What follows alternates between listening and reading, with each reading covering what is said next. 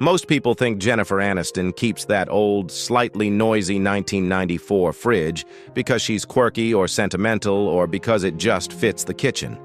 But the truth is quieter and sweeter.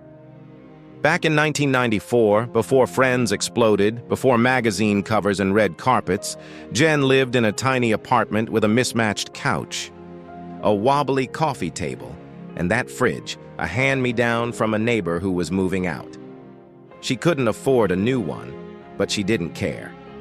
That fridge held her first audition snacks, her late-night comfort food, her maybe-someday dreams scribbled on sticky notes. Years later, when fame arrived like a tidal wave, she upgraded everything except the fridge. Because inside its door, taped behind the butter shelf, is a faded yellow sticky note she wrote at 25. "Don't give up. Something good is coming." She kept it there through heartbreaks, triumphs, and the kind of loneliness fame doesn't fix. And every time she opened the door, whether for sparkling water or leftover pasta, she saw the reminder from the girl she used to be. So yes, the fridge is old. Yes, it hums. Yes, her designer kitchen deserves something sleeker. But Jennifer Aniston keeps it because it's the one thing in her home that never changed when everything else did.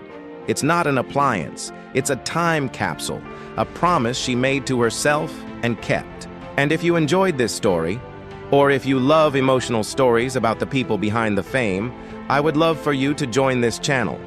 I invite you to subscribe. There are many more stories like this waiting for you. Thanks for being here.